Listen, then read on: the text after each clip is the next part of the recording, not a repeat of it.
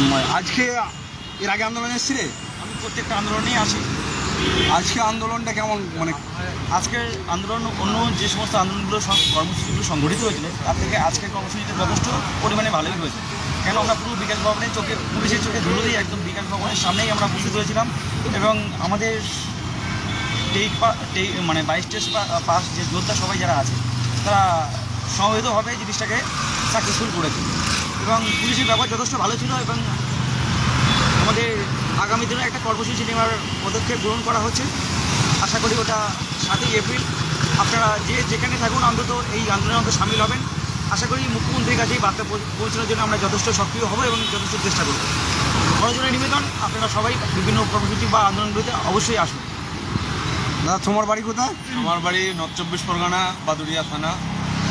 তো আজকে এই যে 26,000 এসএসসি যে মহামান্য সুপ্রিম কোর্ট 26,000 শিক্ষকরা বাতিল করলো এবং সেই আবহাওয়ায় আমরা 22 স্টেট পাস আজকে বিকাশ ভবন অভিযান, আমাদের দাবিটা কি, প্রধান কি? আমাদের মুখ্য দাবি বা প্রধান দাবি যে যত তাড়াতাড়ি সম্ভব ইন্টারভিউয়ের নোটিফিকেশনটা সরকার দিক। ইন্টারভিউয়ের নোটিফিকেশান দীর্ঘদিন থেকে আমাদেরকে এইভাবে বারবার হবে করে বিভিন্ন আশ্বাস দিয়ে এই যে বঞ্চিত করছে, একমাত্র এই বঞ্চনা থেকে আমাদের বেরিয়ে আসার উপায় হলো আন্দোলন বা প্রতিবাদ করা। আর এই আন্দোলন প্রতিবাদ আজকে আশা করি ভালো হয়েছে, আরও শক্তিশালী হতো যদি আমরা সবাই একত্রিত হয়ে আজকে আন্দোলনটা করতে পারতাম। আশা করি আন্দোলন কার্যকরী হয়েছে। পুলিশ অনেকে ভাবে হয়তো আন্দোলনে আইন অমান্য আন্দোলন করলে সেক্ষেত্রে পুলিশ আমাদের মারধর করতে পারে বা আমাদের সঙ্গে খারাপ ব্যবহার করতে পারে, কিন্তু পুলিশ আজকে কিন্তু আমাদের সঙ্গে যথেষ্ট সহযোগিতা করেছে। আমিও প্রথমে ভেবেছিলাম যে পুলিশ এরা হয়তো আমাদের সঙ্গে খারাপ ব্যবহার করবে, লাঠিচার্জ বা দুর্ব্যবহার করতে পারে, কিন্তু পুলিশ কিন্তু পুরো উল্টো ব্যবহার আজকে আমাদের সঙ্গে করলো। এবং আশা রাখি যে যদি আমরা এইভাবে আন্দোলনকে কন্টিনিউ করতে পারি এবং একত্রিত হতে পারি তাহলে এর ফলাফল আমরা খুব শীঘ্রই বা খুব তাড়াতাড়ি পাবো। আমরা যদি বিচ্ছিন্ন হয়ে যাই সেক্ষেত্রে এই ফলাফল পেতে আমাদের আরও সময় লাগবে। যত আমরা একত্রিত হব আমার দৃঢ় বিশ্বাস ফলাফল আমরা তত তাড়াতাড়ি পাবো। 2022টা মানে স্টেট পাস প্রায় আরটিআই রিপোর্টের অনুসারে দেখা যাচ্ছে 52,000 মতো আছে, কিন্তু আমাদের বিভিন্ন আন্দোলন আমরা দেখতে পাচ্ছি যে পারমিশন আন্দোলন নিয়ে হলে সেখানে প্রায় 1 থেকে 2,000 এবং আইন অমান্য হলে সেখানে দেখা যাচ্ছে 150, 200 বা 250। যে ব্যাপক সংখ্যক যারা বাড়িতে বসে আছে তাদের উদ্দেশ্যে কি বলবেন আপনি? তাদের উদ্দেশ্যে এটাই বলবো, তারা হয়তো মনে করে যে যারা আন্দোলন করছে করুক, সুযোগ সুবিধা পেলে আমরাও তো পাবো, কিন্তু আমরা যে আমাদের লড়াই এটা গুটি কয়েকজনের উদ্দেশ্য না, এটা কিন্তু এই 50,000 যে ভ্যাকান্সি সেই ভ্যাকান্সি যাতে আমরা পাই সেই কারণেই লড়াই। সুতরাং এই 50,000 ভ্যাকান্সি সরকার কিন্তু সহজে দিতে চাইবে না, আমাদেরকে এটা অর্জন করতে হবে, আদায় করতে হবে। যদি মনে হয় যে না আমার একাডেমিক স্কোর ভালো, আমি হয়তো এই চাকরি পেয়ে যাব, আমার আন্দোলনের দরকার নেই, তাহলে নিয়োগ কিন্তু তুমি পাবে না। এখন এই নিয়োগ যত তোমার মনে হবে যে আমার একাডেমিক স্কোর ভালো আছে, আমি হয়তো যখনই হোক আমি পাবো। যাদের এই চাকরিটা খুবই জরুরি, যাদের এই চাকরিটার উপরে বাবা মা সবসময় প্রত্যেকটা মুহূর্তে বলছে যে বাবা তোর এর চাকরির কি খবর, তারা কিন্তু এই যন্ত্রণাটা এখন আমরা এই যন্ত্রণা থেকে আমরা এখন এই জ্বালা যন্ত্রণা বুকের মধ্যে নিয়ে আমরা কাতরাচ্ছি, এই জ্বালা যন্ত্রণা থেকে আমাদেরকে বেরিয়ে আসতে হবে। আর এই 50,000-এর মধ্যে আমার জানি যে সবার বিভিন্ন রকমের অসুবিধা, বিভিন্ন রকমের কাজ, বিভিন্ন রকমের এর মধ্যে থাকে, ব্যস্ততার মধ্যে থাকে, তার মধ্যেও সবই কিন্তু সম্ভব। আমরা যতটা আমাদের ম্যাক্সিমাম চেষ্টা দেব, কোনো রকমভাবে গাফিলতি করে আন্দোলনে না আসা থেকে আমরা বঞ্চিত হব না। সবাই চেষ্টা করব আন্দোলনে এসে আমরা আন্দোলনটাকে আরও বেশি কার্যকরী করে তুলি। এই আন্দোলন কার্যকরী করতে গেলে সবার সহযোগিতা, সবার ইউনিটি, একতা, ঐক্যবদ্ধতা, এইটাই কিন্তু একমাত্র আমাদের লক্ষ্য হওয়া উচিত, যে আমাদেরকে একত্রিত হতে হবে। বকুল ইসলাম। কোন জায়গা? উত্তর 24 পরগনা। সেই শুধু উত্তর 24 পরগনা থেকে এসছে। আমাদের আসানসোল থেকে এসছে আমাদের পশ্চিম বর্ধমানের অ্যাডমিন, আমার ছোট ভাই অক্ষয়। আজকে অক্ষয়কে আমি প্রশ্ন করছি, আজকে আন্দোলনটা যেভাবে প্রশাসনের চোখে যেভাবে আমরা ধুলো দিলাম, এই যে আজকের আন্দোলনটা অন্যান্য আন্দোলনের থেকে কিছু কি পার্থক্য আছে, থাকলেও সেটা কি? পার্থক্য তো অবশ্যই আছে, কারণ আমাদের প্রতিটা আন্দোলন এক একটা ইউনিক মডেল হিসেবে আমরা তৈরি করি। প্রতিটা আন্দোলনের বিশেষ গুরুত্ব রয়েছে। অনেকে ভাবে যে একটা দুটোতে যাচ্ছি, সব আন্দোলনে কেন যাব? অবশ্যই সব আন্দোলনে আমাদেরকে আসতে হবে, তার কারণ আমরা সরকারের ওপর আমাদেরকে একটা ধারাবাহিক চাপ আমাদেরকে মানে তৈরি করে রাখতে হবে। এই আন্দোলনের গুরুত্ব সেরকম, এই আন্দোলনও অবশ্যই এটার মানে এই আন্দোলনেরও ইউনিক একটা ব্যাপার রয়েছে, কারণ এত কম সংখ্যক মানুষ নিয়ে আমাদের আন্দোলনে এটা খুবই দুর্ভাগ্যের বিষয় আর কি, যেটা বলতে হচ্ছে। এটা একদমই কাম্য নয় যে একটা আন্দোলনে মাত্র আমাদের 50 থেকে 60 অথবা 100 জন উপস্থিত থাকে, যেখানে টেট পাস রয়েছে আমাদের মোটামুটি 50,000 খানেক, সেখানে মাত্র 50 থেকে 60 জন, এটা একদমই বাঞ্ছনীয় নয়।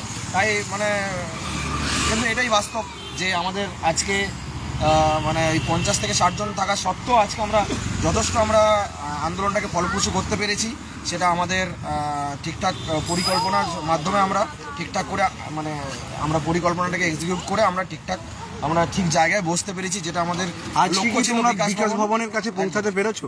একদম অবশ্যই এটাই বলতে চাইছিলাম যে আমরা ঠিকঠাক প্ল্যান এক্সিকিউট করে আমরা যথেষ্ট সব দিকটা বিবেচনা করে সবাইকে নিয়ে আমরা বিকাশ ভবনের গেটের সামনে বসতে পেরেছি এবং আমাদের যেটা দাবি আমরা বিকাশ ভবনের সামনে তুলে ধরতে পেরেছি। এবং আজকের দিনটা সবথেকে গুরুত্বপূর্ণ বিষয়, আজকের দিনটা খুবই একটা ভাইটাল দিন। তার কারণ সবাই কম বেশি জেনে গেছেন যে সুপ্রিম কোর্টে 26,000 চাকরি বাতিল মামলা ছিল। তো সেই ব্যাপারে বিশেষ কিছু বলবো না, কারণ এটা একটা ডিবেটেবল বিষয় হয়ে যাবে। তো শুধু এইটুকুই বলবো যে যারা এই যেটা হলো সেটা সম্পূর্ণ সেটা সরকারের দোষেই হলো।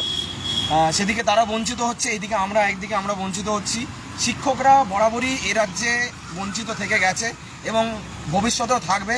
এবার এখানে বিষয় হচ্ছে আমরা যদি চুপচাপ বাড়িতে বসে থাকি তাহলে কিন্তু আমাদের অন্ধকার দিন অপেক্ষা করছে ভবিষ্যতে, এটা বাস্তব কথা মিলিয়ে নেবে। আচ্ছা, কেউ কারো চাকরি এসে পরে দিয়ে যাবে না। সবাই সবসময় বলেন যে আন্দোলন করুন, এই করুন ওই করুন, বাড়িতে বসে ওইরকম করে কথা বলে কিছু হবে না। রাস্তায় আপনাদেরকে প্রত্যেককে নামতে হবে। রাস্তায় বারবার আপনাদের উদ্দেশ্যে একটা কথা বলা যে রাজপথে মোটামুটি 50,000 আছেন, তো 10,000 রাজপথে আসুন, দেখুন সরকার কিভাবে নড়ে যায়। আপনারা প্রত্যেকে বলেন বিহারের মতো আন্দোলন করুন, বিহার মডেলে আন্দোলন করুন।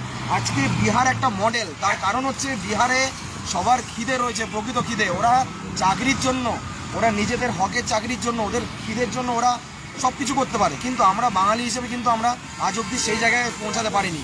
তো খুবই মানে বলতে খুব কষ্ট হচ্ছে যে যতদিন পর্যন্ত আমরা সেই জায়গায় পৌঁছাতে পারবো না ততদিন অবধি হয়তো আমাদের এই দাবি পূরণ হবে না। তাই প্রত্যেকে অনুরোধ প্রত্যেকের কাছে যে আপনারা প্রত্যেকে আসুন, এইটাতে আসছেন না এবং আগামী আন্দোলনগুলোতে অবশ্যই আসুন এবং সবার জন্য নিজেদের জন্য আসুন, নিজেদের হকের চাকরির দাবিতে আসুন রাজপথে, তবেই কিন্তু আমাদের স্বপ্ন পূরণ সম্ভব, তাছাড়া কিন্তু সম্ভব নয় বাস্তব। আচ্ছা, যেমন অন্যান্য ট্রেডে ওএমআর নেই, আমাদের 22 ট্রেডের ক্ষেত্রে ওএমআর আছে, এর জন্য কি আমরা নিয়োগ পাচ্ছি না? এটা একটা গুঞ্জন শোনা যাচ্ছে। এটা তো অবশ্যই ব্যাপার বিষয় তো অবশ্যই আছে। তার কারণ আমরা স্বচ্ছ বলেই হয়তো আমরা বঞ্চিত।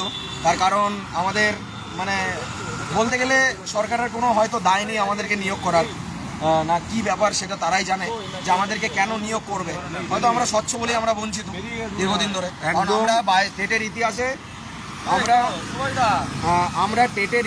আমরা পশ্চিমবঙ্গ টেটের ইতিহাসে এখন পর্যন্ত আমরা একমাত্র স্বচ্ছ টেট, যেটা আমরা একদম মানে গর্ব সহকারে বলতে পারি যে আমরা একমাত্র স্বচ্ছ টেট।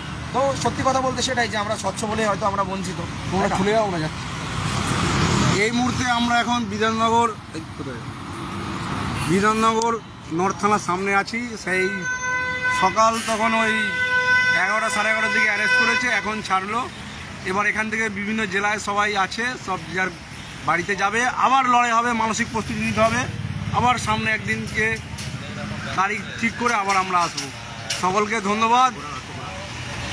দেখুন প্রত্যেকে কিন্তু আমরা যারা রয়েছি মোটামুটি প্রত্যেকে কিন্তু আমরা আজকে না খেয়ে রয়েছি। তো আমরা খাবার পর্যন্ত খাইনি, ওই হালকা মুড়ি খেয়েছি। তো বিষয় হচ্ছে এটাই যে আমরা কেন করছি এই জিনিসগুলো, কেন করছি প্রকৃতপক্ষে এটা সত্যি যে সবাই লাভ পাবেন। আজকে যদি নিয়োগ নোটিফিকেশান বেরোয়, আজকে আমরা মানে আন্দোলন করছি, আজকে আমরা রাজপথে, আজকে আমরা কষ্ট করছি, কিন্তু ফায়দাটা সবাই পাবেন, এটা কিন্তু বাস্তব কথা। কিন্তু বিষয় হচ্ছে শিক্ষকতা, আমরা কিন্তু শিক্ষকতার পেশা করছি, আমরা শিক্ষকতার পেশার জন্য আমরা দৌড়চ্ছি। শিক্ষকতার পেশায় কিন্তু এটা মানায় না দাদা, ভাই বোন যাই বলি, শিক্ষকতার পেশায় কিন্তু এটা মানায় না। শিক্ষকতার হলো এমন একটা পেশা যেখানে মেরুদণ্ড উঁচু থাকা দরকার। শিক্ষকতার পেশা এমন পেশা যেখানে লোকের মানে অন্যের কাঁধের ওপর বন্দুক ঠেকিয়ে সুবিধা নেওয়াটা কিন্তু শিক্ষক হিসেবে মানায় না। তাই যারা রাজপথে আসছেন না, সরি টু সে, তারা কিছু হন না, হয়তো আগামী দিনে আপনারা শিক্ষক হতে পারবেন, কিন্তু প্রকৃত কিন্তু শিক্ষক হতে পারবেন না। প্রকৃত শিক্ষকের ব্যাপারটা একটু অন্যরকম। ঠিক আছে, বেশি কিছু বলবো না। সুভাষদা রয়েছে আমাদের। সকলকে আগামী আন্দোলনে দেখা হচ্ছে, সবাই ভালো থাকবেন। আবার কিছুদিনের মধ্যে একটা কর্মসূচি ঘোষণা করা হবে 23 জেলাকে আলোচনা নিয়ে। তৈরি হন, আশা করব আমাদের জন্য কিছু পজিটিভ বার্তা অবশ্যই আসছে।